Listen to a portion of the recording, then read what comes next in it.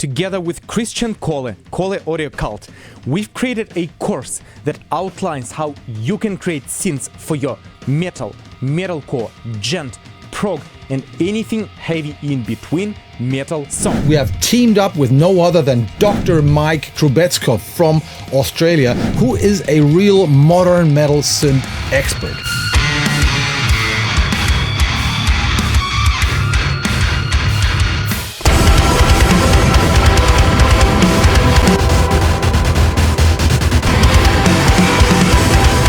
What you are about to watch is just a little snippet of an in-depth course that we have just released together with Mike, where he shows you how to create aggressive synth sounds for metal, pads, effects, and all different kinds of cool sounds to give your production more spice. There's a lot that synths can do. They can fatten your guitar tone, they can add atmosphere to your production, or simply give your music a more modern feel.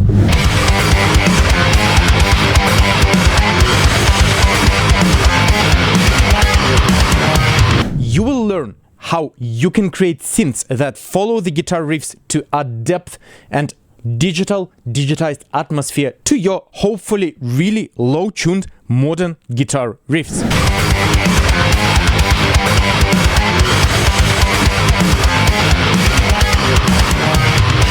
We will also show you how you can create synths, hooks and melodies to capture the attention of your listener and create capturing moments in your tracks.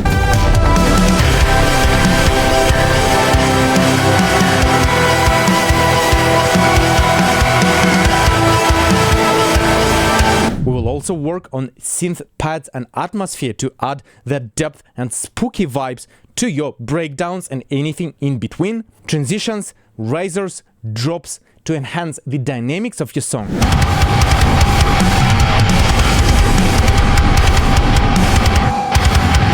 As well as pulsing rhythmic synths which serve as a cutting-edge modern element to the songs that go right now.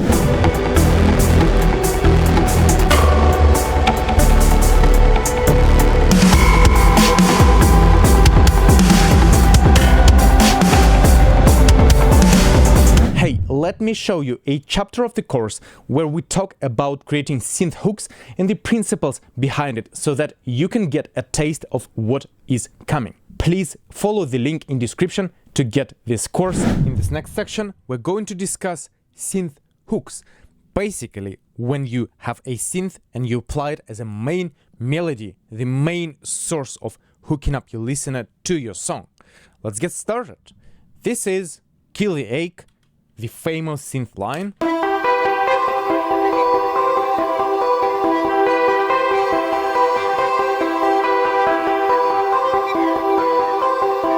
Heavily modified Vital preset, crescendo bells.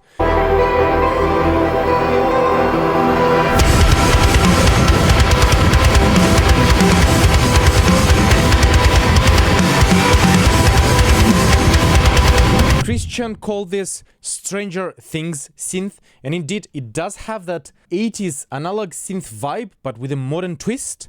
For this line, we're using a bell-like synth, which is a bit more plucky, doesn't have too much power, and it has that cold ambient sort of feel with some modulation as well. The important thing is obviously coming up with the right melody for this.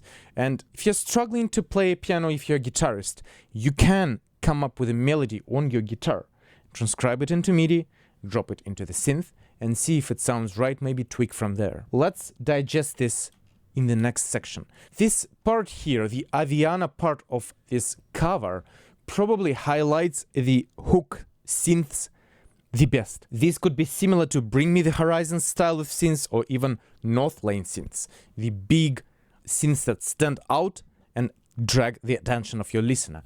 In this case, what I mirrored is the main vocal line. And this is a great way if you have a catchy vocal melody. Just mirror that, and you can always put that synth underneath the vocal line. And then maybe repeat it in the intro of the song or repeat a part of it if it serves as a hook. Check this out.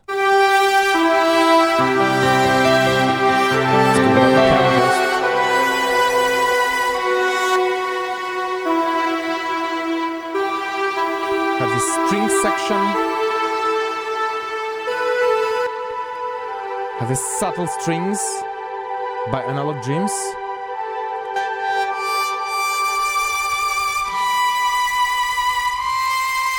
And have this saw that allows for this melody to come through this busy mix. Let me show you in the mix. So without this saw and without the piano,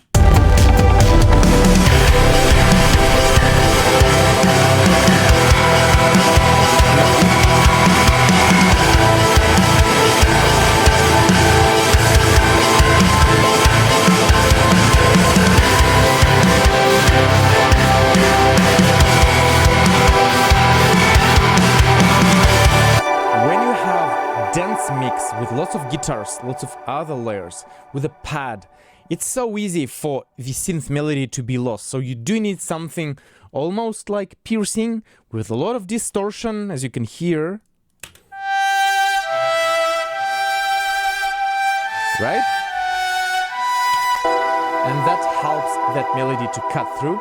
If there were vocals in the mix, this would have been even more challenging. But now, let's see what this piano does. And this could have been almost like an acoustic cover with this piano melody.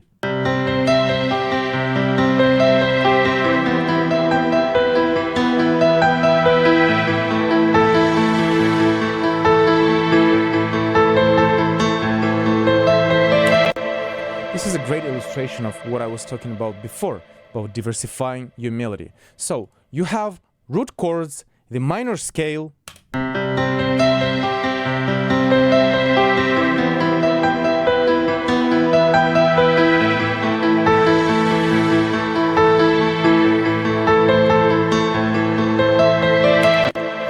have repeated this chord exactly the same for these two iterations, but I haven't. You can see that for these notes here,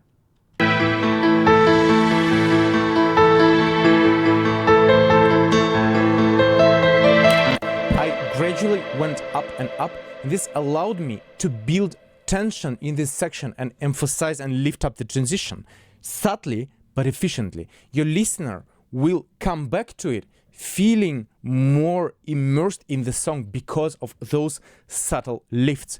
So just when you play those melodies, or when you program those melodies, make sure to adjust the voicing. Obviously keep it within the scale, but build it so that it sounds more interesting. Having this in the back of your mind when programming these synths will go a long way for you. Now let's listen to this all together with those hooks.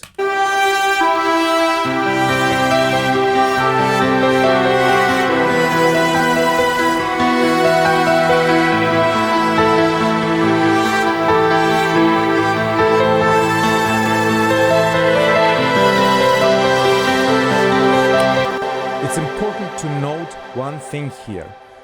You can see that obviously we have this main melody, synth hook or a vocal melody, but this supporting piano line does not clash with that development and diversity of that line when the main melody is doing its thing.